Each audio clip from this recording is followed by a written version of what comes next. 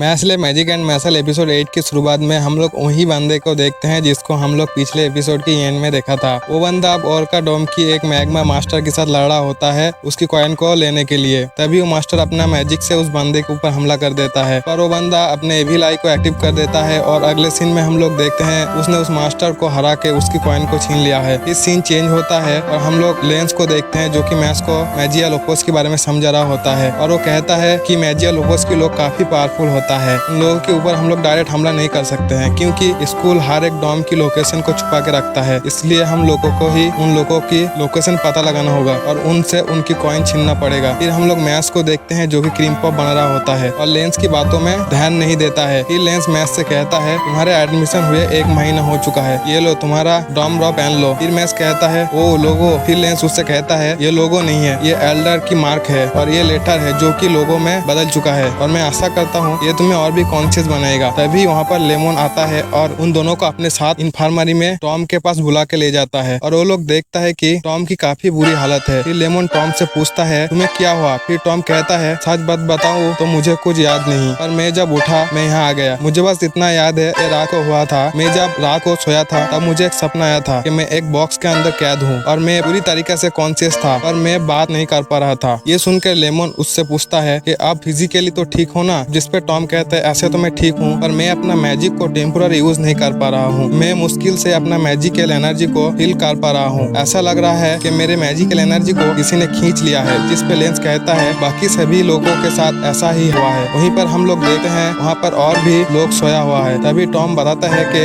इन सभी के हाल मेरे जैसा हुआ है और ये सब तभी हुआ है जब हमारी हेडमास्टर ब्यूरो ऑफ मैजिक में गया हुआ है। ये सब सुनकर लेमन डर जाता है और मैस को एक खिलौने जैसा क्रीम पॉप देता है और उसे देखकर मैस कहता है इसके ऊपर ये रिबन क्यों लगा हुआ है। तभी लेमन शर्मा जाता है। फिर कहता है मुझे ऐसा लग रहा है कि काफी बड़ा खतरा आने वाला है, इसलिए मैं नहीं चाहता हूँ कि तुम कोई रिस्की काम करो। मुझसे प्रॉमिस करो कि कोई रिस्की भरा काम तुम नहीं करोगे और इसे गुड लक चार्म की तरह अपने पास रखो। तब मैस कहता है ठीक है, मैं तुम्हें प्रॉमिस करता हूँ कि मैं कोई रिस्की भरा काम नहीं करूंगा। ये सुन के लेमन बहुत ही ज्यादा शर्माने लगता है। इसके बाद हम लोग नाइट की सीन देखते हैं जहाँ पर लेंस कहता है कि मुझे लगता है ये सब जो हो रहा है इसके पीछे मैजिया लोपोस की हाथ है। तभी मैस कहता है कि क्या सच में हम लोग को स्कूल के आसपास घंटों घंटों तक घूमना चाहिए। तभी वहाँ पर डॉट और फिंस आ जाता है और फिंस कहता है कि मुझे अकेला मत छोड़ो। फिर लेंस कहता है कि तुम लोग यहाँ क्या कर रहे हो। इस पे मैस कहता है कि इन लोगों के लिए मुझे बुरा लग रहा था इसलिए मैं इन लोगों को अपने साथ ले आया। फिर हम लोग देखते हैं सब लोग मिलकर कहीं जा रहा होता है। तभी रास्ते में उन लोगों को लेमन देखता है और लेमन को देखकर डॉट काफी ज्यादा खुश हो जाता है और उससे बुलाने के लिए आवाज लगाता है, लेकिन तभी लेंस डॉट के मुंह को बंद कर देता है और कहता है कुछ गड़बड़ लग रहा है। वहीं पर लेमन पीछे मुड़ता है और हम लोग देखते हैं कि लेमन तो एक पपेट बन चुका है और वो पीछे मुड़कर किसी को नहीं देख पाता है क्योंकि सभी दीवार के पीछे छुप जाता है। फिर लेमन आगे जाने लगता है। तभी मैं सभी से कहता है कि हम लोग को इसका पीछा करना चाहिए और सभी लेमन का पीछा करने लगता है और फिर सभी को रास्ते दिखा रहा होता है। फिर वो लोग आगे बढ़ता है। थोड़ी दूर जाने के बाद वो लोग देखता है कि आगे जाने की और रास्ता नहीं है। तभी फिंस को अजीब से आवाज सुनाई देने लगता है और डॉट को भी सुनाई देने लगता है और वो दोनों डर के मारे मैस से चिपक जाता है। तभी लेंस कहता है कि डरने की कोई बात नहीं, ये तो एक मैजिक स्पेल है। फिर लेंस अपना मैजिक स्पेल को यूज करता है और वहाँ पर जो जमीन है उस पर एक दरवाजा आ जाता है। लेंस अब कहता है कि स्पेल की वजह से छुपा हुआ था और मैं अपने स्पेल से इसे विजिबल कर सकता हूँ पर इसे खोल नहीं सकता। इसको खोलने के लिए और एक मैजिक चाहिए। फिर डॉट अपने मैजिक को यूज करके उसे खोलने की कोशिश करता है पर वो उस दरवाजा को खोल नहीं पाता है। तभी मैस वहाँ पर एक आर्मर को ले आता है और उसको जमीन पर रखकर जमीन पर जोर से एक मुक्का मारता है जिसकी वजह से दरवाजा थोड़ा सा खोल जाता है। फिर मैस उस दरवाजे के अंदर एक तलवार को डालकर उसके हैंडल के ऊपर जोर से लात मारता है जिसकी वजह से दरवाजा टूट के स्कूल के बाहर चला जाता है। ये देखकर डॉट और फिंस काफी ज्यादा हैरान हो जाता है। फिर वो लोग देखते हैं कि वहाँ पर नीचे जाने की सीढ़ी है। ये देख के लेंस कहता है नीचे लेमन हो सकता है और साथ में मैजिया लोपोस भी हो सकता है। तभी मैस लेमन को दिया हुआ प्रॉमिस को याद करता है और कहता है कि मुझे माफ करना, मैं तुम्हारी प्रॉमिस को रख नहीं पाया। फिर अगले सीन में हम लोग देखते हैं कि सभी लोग नीचे जा रहा होता है और नीचे जाकर देखता है कि वहाँ पर तो एक अजीब सी हाइड आउट है। तभी डॉट कहता है उस तरफ देखो, वहाँ से तो लाइट आ रहा है और वो लोग उस तरफ जाने लगता है और वो लोग एक अजीब सी जगह पर आ जाता है जो कि एक एरिना टाइप लग रहा होता है। तभी वहाँ पर एक बंदा आ जाता है और कहता है कि ये एंशिएंट ड्यूलिंग फील्ड है और ये इतना पुराना है कि यहाँ की टीचर को इसके बारे में पता नहीं है। फिर डॉट उस बंदे से पूछता है कि तुम मैजिया लोपोस की बंदे हो। तभी वो बंदा कहता है कि नहीं, मैं मैं तो यहाँ पर थर्ड फैंग की रिक्वेस्ट पे आया हूँ और उसने मुझे कहा था